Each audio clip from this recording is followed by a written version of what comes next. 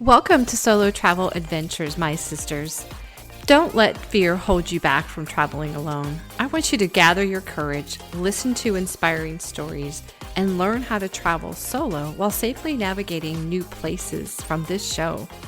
I'm Cheryl Esch, solo travel advocate and travel coach, and I want you to have a transformative experience when you travel solo. So pack your bags, book your flight, and check one more time for that passport. It's time to explore the world.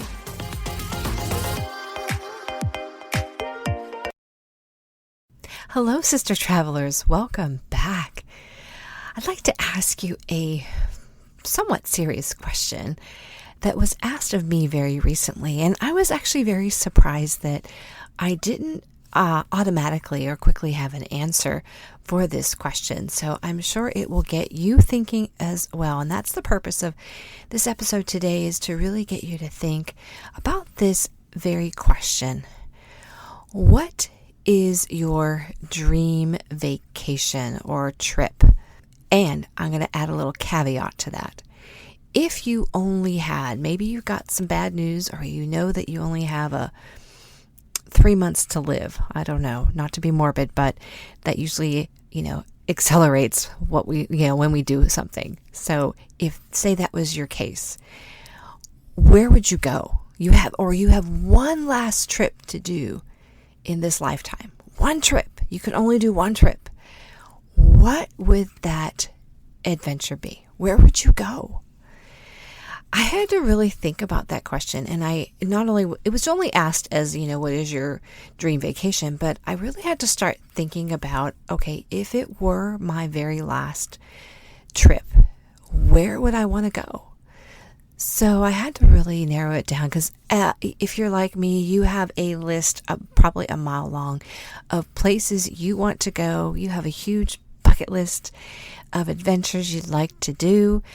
And it's really hard to get to all that, right? We got life that we need to live. We have responsibilities that we have to attend to. And so what if you only had one trip left in your lifetime? Well, for me, I had to narrow it down. I got it to 2, and then I finally realized that number one thing that kept coming up in my spirit is one that it's been in there a long time. And I think it's because I have a connection to this place. So there's my why. But you're probably thinking, well, what is it? What is it? Where do you want to go? I think for me, if I had one last trip that I could take, maybe before whatever happened, maybe I have a terminal illness, or maybe I couldn't travel anymore for whatever reason, but I was given one last chance to do one trip. For me, it would be anywhere along the Amalfi Coast. And I don't know, my heart has just always longed to go there. And I believe part of it is because I am part Italian. So I have a heritage connection to Italy, and I love being near the water. It just has always intrigued me, and everybody that has gone there has just, always come back with some beautiful pictures, beautiful stories, and, just that whole, even some of the smaller towns around that area would be wonderful. I just feel that connection and that draw to it. And I've said this to my son, the reason I haven't gone yet, I'll be honest, the reason I haven't gone to the Amalfi Coast yet, now I've been to Italy, but not that area of Italy, is my fear is if I go, I'm not going to want to come back to the U.S. So I think that's part of the reason that I've been putting it off. But I don't want to do that anymore, because I want to really live my adventures. I want to have adventures. I want to, follow my dreams and do this trip because life is short. Recently had a friend of a friend my age pass away recently, and hearing of other people our ages, right, are starting to pass away. It's still young, right, 50s, 60s, but it is possible. And I don't want to I don't want to have regrets that I didn't fulfill these dreams or these places that I've wanted to go because I let life get in the way too much. Now, granted, we have things to do, right? I have a job. I have a full-time job, and as most of you probably do. So, and we have family responsibilities likely. So it's not that we can, some people are able to work remotely, and so they can go out and do some travel while they're working. But the majority of us are, we have a job and we get some time off, right? And we use that time off to go on these trips, these wonderful trips that we have dreamed of, that we've planned. And, whether it's for relaxation or to escape or just to experience another culture, whatever your reason for doing your travel, we usually have to plan that. So what I'd like to encourage you to do today is sit down and ask yourself that very question. But not only what is your number one place, I would preface it, if you could only go one place, where would you go? And then think about your why behind that.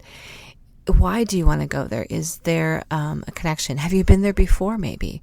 And you really just want to go back? Thinking about that. And then not just dreaming about it, but how possible could you really start to plan that trip? Could you look to the future and say, okay, I'm going to plan that, let's say next year for 2024. I'm going to start saving. I'm going to start planning. I'm going to make this happen. Set aside the time to do that. Could you do that? I hope you can. But in the meantime, we look forward and we have this anticipation, and that's going to keep us driving, forward into the future and look forward to something positive. But the time in between, I want to also encourage you to go on small adventures. Now, last year when I did my goal planning, I made it at a point, and I was actually pretty good at doing this most of the year. And it was it got a little tough sometimes, but I put it on my calendar that every week I was going to go on an adventure. Now, that adventure could be something simple as one of them was like I went strawberry picking. Another one, I checked out a new little arts festival nearby, and then a wine festival. And I just did these little things, even going to just going to a different library locally and checking out what they have. Those kind of adventures, they don't have to be expensive. You don't have to go anywhere. Yes, there were some road trips maybe I took to, fulfill that adventure.